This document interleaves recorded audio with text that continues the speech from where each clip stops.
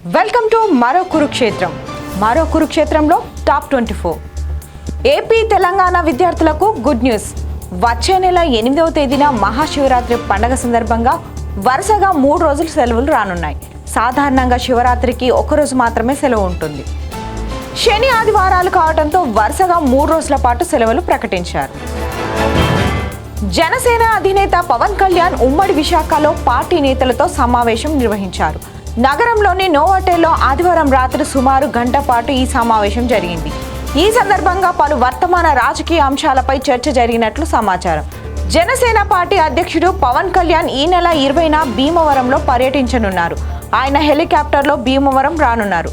పెదామిరంలో Janasena TDP నేతలతో పవన్ కళ్యాణ్ సమావేశం కానున్నారు. ఈ నెల 21న కూడా ముఖ్య నేతలతో పవన్ కళ్యాణ్ భేటీ కానున్నారు. ఏపీఎస్ ఆర్టీసీ బస్సుల రంగుల్లో మార్పు.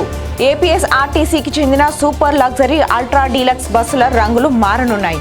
ఇప్పటికే 30 బస్సులకు కొత్త రంగులు వేశారని తెలుపుతున్నారు. తెలంగాణలోని మహిళా స్వయం సహాయక సంఘాలకు కాంగ్రెస్ ప్రభుత్వం శుభవార్త చెప్పింది. త్వరలో మహిళా సంఘాలకు వడ్డీ లేని రుణాలు ఇస్తామని డిప్యూటీ సీఎం మల్లు భట్టి విక్రమార్క వెల్లడించారు. కాంగ్రెస్ పాలనలో మహిళలను మహాలక్ష్మిగా చూసుకుంటామని ఆయన తెలిపారు. సుప్రసిద్ధ జైన సన్యాసి ఆచార్య విద్యాసాగర్ మహారాజ్ తుదిశ్వాస విడిచారు. ఛత్తీస్గఢ్ రాజనందన్ గావ్ జిల్లాలోని చంద్రగిరి తీర్థంలో ఆయన సల్లేఖన ప్రక్రియ ద్వారా కన్నుమూశారు. దేహం నుంచి ప్రాణత్యాగం చేయడానికి జైన సన్యాసులు సల్లేఖన అనే క్రతువులను అవలంబిస్తారు.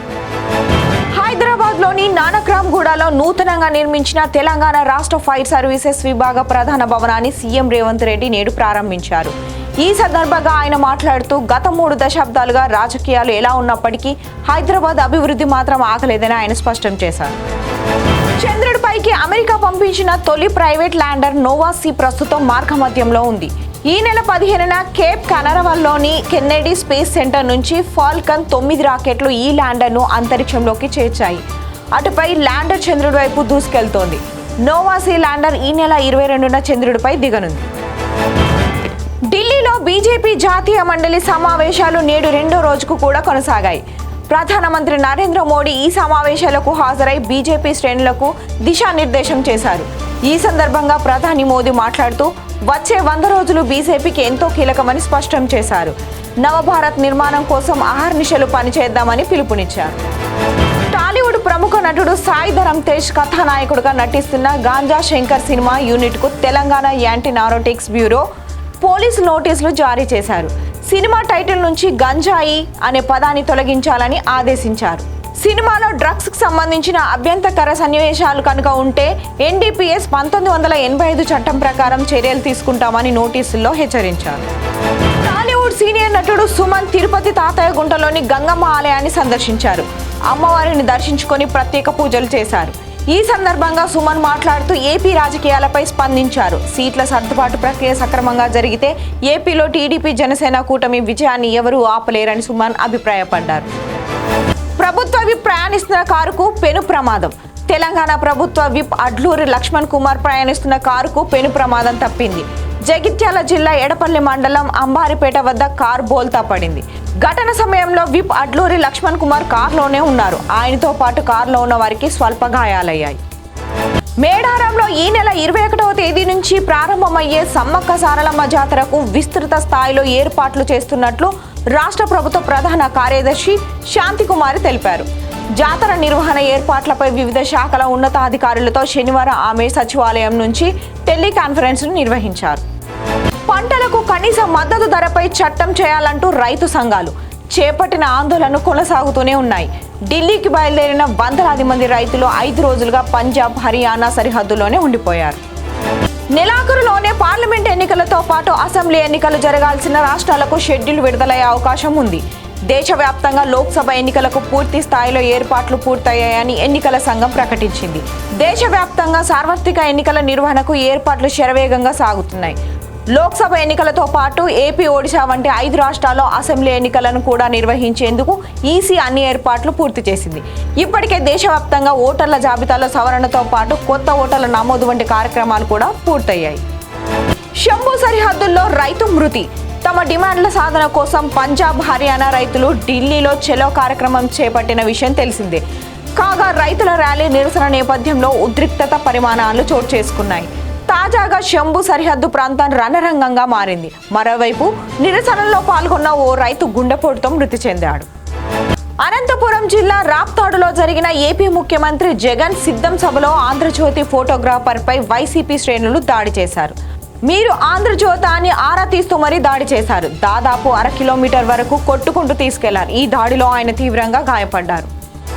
సిద్దిపేట జిల్లా కొమరవెల్లిలోని మల్లికార్జున స్వామి దర్శనం కోసం సుదూర ప్రాంతాల నుంచి వచ్చే భక్తుల కోసం రైల్వే స్టేషన్ ఏర్పాటు చేయాలని నిర్ణయించింది. ఈ క్రమంలోనే Manoharabad Kothapalli railway line Komaravelli halt station నిర్మించాలని సూచించారు. నేడు కల్కీధామ్కు ప్రధాని మోదీ శంకుస్థాపన. ఈ రోజు యూపీలోని సంబాల్ జిల్లాలోని ఐన్చోడా కాంబో హాల్లో నిర్మితం కానున్న కల్కీధామ్కు శంకుస్థాపన చేయనున్నారు. సోమవారం ఉదయం 7 గంటల నుంచి ప్రత్యేక పూజలు ప్రారంభమవుతాయని కల్కీధామ్ పీఠాధిపతులు ఆచార్య ప్రమోద్ కృష్ణం తెలిపారు. OnePlus 12R కొన్న వారికి పూర్తి డబ్బులు వెనక్కి. మార్చి 16 వరకు మాత్రమే ఈ అవకాశం. OnePlus 12Rను పొరపాటుగా UFS 4.0గా లిస్ట్ చేసిన కంపెనీకి నిజానికి అది బేస్ స్టోరేజ్ ఆప్షన్కు సమానమైన UFSతో 3.1తో తీసుకొచ్చిన కంపెనీకి అధిక ధర చెల్లించి కొనుగోలు చేసిన వినియోగదారులకు పూర్తి రిఫండ్ ఇవ్వనట్లు కంపెనీ ప్రకటన. జూబ్లీ హిల్స్లోని సీఎం రేవంత్ రెడ్డి నివాసం వద్దకు భారీగా చేరుకొని ముఖ్యమంత్రిని కలిసేందుకు ప్రయత్నించారు. డిఎస్సి నోటిఫికేషన్ కొరకు జూబ్లీ హిల్స్లోని సీఎం రేవంత్ రెడ్డి నివాసం వద్దకు భారీగా చేరుకొని ముఖ్యమంత్రిని కలిసేందుకు ప్రయత్నించారు. అయితే సీఎం రేవంత్ రెడ్డి అందుబాటులో లేకపోవడం వల్ల ఆయన పర్సనల్ సెక్రటరీకి కలిసి వినతి పత్రం అందజేశారు డిఎస్సి అభ్యర్థులు. ఢిల్లీకి బయలుదేరుతున్న రేవంత్ రెడ్డి ఏఐసీసీ పెద్దలతో కీలక భేటీ. లోక్సభ ఎన్నికలు నామినేటెడ్ పదవులపై చర్చించనున్న రేవంత్ రెడ్డి మంత్రివర్గ విస్తరణపై కూడా చర్చించనున్నారు. విస్తరణలో ఆదిలాబాద్, నిజామాబాద్ జిల్లాలకు ప్రాధాన్యత ఇచ్చే అవకాశం. కరీంనగర్లోని బైపాస్ ఫ్లైఓవర్ బ్రిడ్జ్ వద్ద ఛత్తీస్గఢ్కు చెందిన లారీ ఢీకొని 19 సంవత్సరాల దియా పటేల్ అనే విద్యార్థిని ఈ రోజు జరిగిన రోడ్డు ప్రమాదంలో మృతి చెందింది.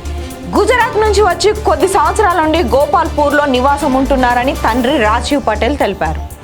ఢిల్లీ ఎక్సైజ్ పాలసీ కేసులో ఈడీ విచారణకు సీఏ కేజ్రీవాల్ మరో డుమ్మా కొట్టారు. విచారణకు హాజరు కావాలంటూ ఈడీ 6వ సమన్లు పంపినప్పటికీ ఆయన స్పందించలేదు. ఫిబ్రవరి 19న తమ ముందు విచారణకు హాజరు కావాలని ఈ నెల 14న కేజ్రీవాల్కు ఈడీ సమన్లు పంపింది.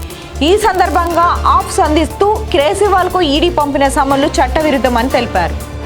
హైకోర్టు తీర్పులో రద్దయిన పరీక్షలు, వాయిదా పరీక్షలకు షెడ్యూల్తో పాటు త్వరలో పలు కొత్త నోటిఫికేషన్లు వెలువడే అవకాశం ఉంది. ముందుగా వాయిదా పడిన పరీక్షలకు షెడ్యూల్ ప్రకటించే అవకాశం ఉందంటూ తెలిపారు.